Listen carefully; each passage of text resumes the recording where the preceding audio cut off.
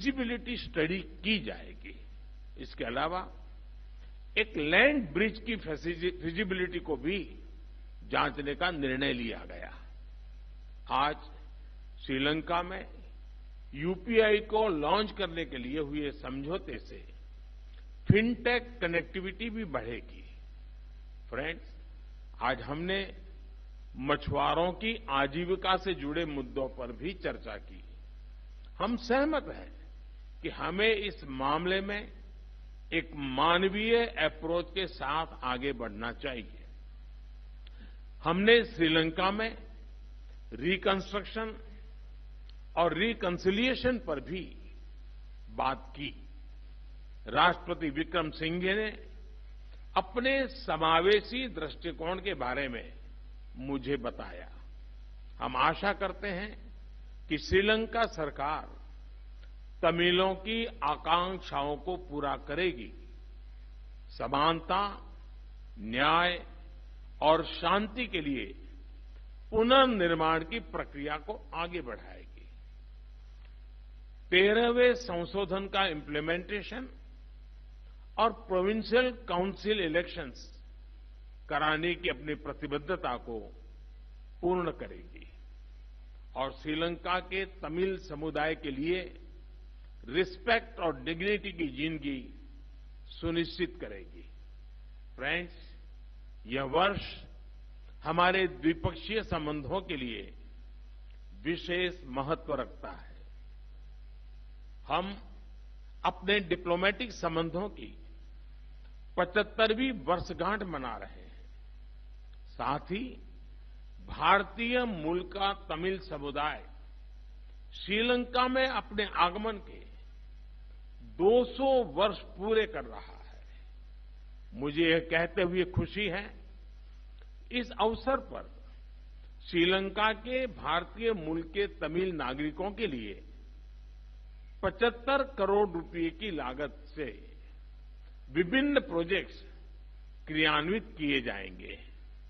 इसके साथ साथ भारत श्रीलंका के उत्तरी और पूर्वी क्षेत्र में भी विकास कार्यक्रमों में योगदान देगा।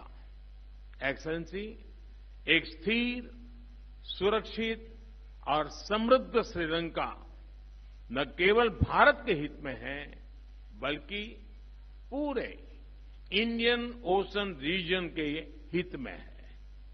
मैं एक बार फिर आश्वासन देता हूं कि श्रीलंका के लोगों की इस संघर्ष की घड़ी में भारत के लोग उनके साथ हैं। बहुत बहुत धन्यवाद। Thank you, sir. May I now invite Honorable President of Sri Lanka to make his remarks. Your Excellency Prime Minister Narendra Modi, Excellencies, ladies and gentlemen, friends from the media. I am honored to be in New Delhi at the invitation of Prime Minister Narendra Modi. This is my first visit to India since assuming office as President last year, and it's a visit to which myself and my government attaches the highest importance. I thank for the hospitality extended to me and to my delegation. This morning, Prime Minister Modi and I had the occasion to review at length recent developments in our countries as well as in our bilateral relations. I have congratulated Prime Minister Modi on the great strides India continues to make under his leadership in economic, infrastructure and technological progress in ensuring growth and prosperity to the people of India. We believe that India's growth will be beneficial to the neighborhood and the Indian Ocean region. I have also appraised Prime Minister Modi of the extraordinary challenges that Sri Lanka has experienced in economic, social and political terms in the past year, and of the reform measures I have spearheaded on a number of fronts in overcoming these challenges. I have conveyed to Prime Minister Modi and to the government and the people of India a profound appreciation for the solidarity and support rendered to Sri Lanka in what was undoubtedly the most challenging period in our modern history. Friends, In reviewing recent developments in Sri Lanka, I shared with Prime Minister Modi my commitment to bring about economic recovery leading to sustainable and stable growth with justice and equity, which will benefit all segments of Sri Lankan society in all parts of the country. In moving forward, I have explained that I have set Sri Lanka firmly on a path of economic reform and that Sri Lanka is already witnessing the stabilizing outcomes of these measures and the revival of confidence internally and externally in the progress of the country. I also shared with him the comprehensive proposal I presented this week for furthering reconciliation, power sharing through devolution, and the multiple elements of the Northern Development Plan. I have invited all party leaders in Parliament to work towards consensus and national unity on these measures. Thereafter, the government will place relevant legislation before Parliament. Prime Minister Modi has expressed his solidarity and goodwill in these endeavours. Friends, we now need to put our economy on a growth path, bringing greater revenue for the country, which requires enhanced investment in all parts of the country. As a supportive and solid foundation for realizing of these objectives, we have agreed on the joint vision of future India-Sri Lanka economic partnership through enhanced connectivity. Today, in the 75th year of our bilateral diplomatic relations, our vision will propel us towards a more secure future through mutually beneficial interactions to bring tangible benefits and greater opportunities for our future generations in the coming decades.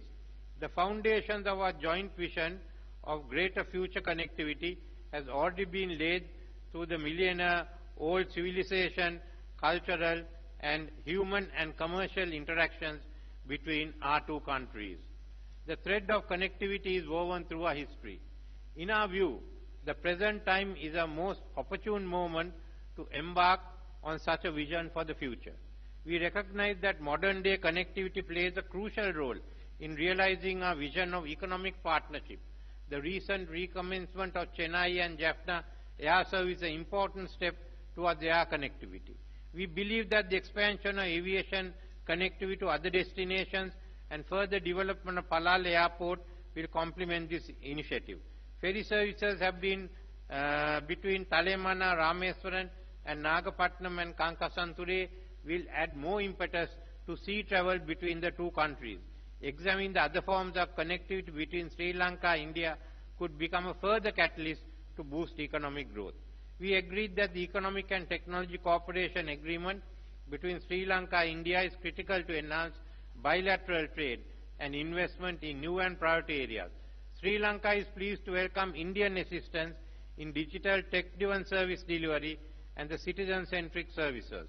We agreed that enhanced connectivity will also play a crucial role in strengthening our cooperation in tourism, people-to-people exchange, and cultural relations.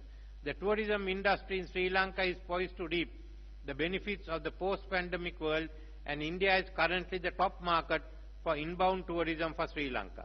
Enabling UPI-based digital payments in Sri Lanka would immediately facilitate future growth in this and other sectors.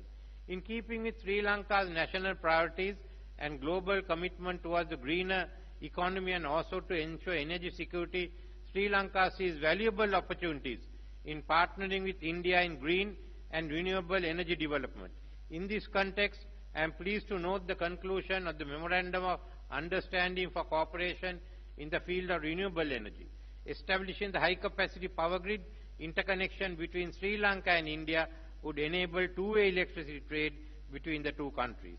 The development of Trincomalee as an energy hub with the support of India is a crucial step towards Sri Lanka's goal to evaluate Trincomalee as a hub for industry and other economic activities. Prime Minister Modi and I believe that the construction of a multi-project petroleum pipeline from southern part of India to Sri Lanka will ensure an affordable and reliable supply of energy resources to Sri Lanka. We also discussed how to improve our cooperation in dairy and animal husbandry sectors to realize our common interest in achieving greater socio-economic development and enhance the nutrition status of our people. Cooperation in the education sector is one of the key elements in our bilateral relationship. We believe that establishing new higher education institutes with assistance from India is important. This will contribute towards upgrading the knowledge and skills of our youth and include them in the nation's development drive. I believe that my visit to India has provided an opportunity to review our bilateral relationship, leverage the strength of geographical and civilization links, reinforce trust and confidence for our future prosperity in the modern world. I am confident that the discussion we had today will lay the foundation for the next 25 years of Indo-Lanka relations and contribute to my vision for sustainable growth, national unity and reconciliation for all segments of people of Sri Lanka, and a prosperous and a secure future for the people of India and Sri Lanka. And let me, in conclusion, Prime Minister Modi, thank you and the government for the invaluable support you gave us at the time of crisis. Thank you. Thank you, sir. This concludes the press statements. Thank you all for joining. Please wait for the leaders to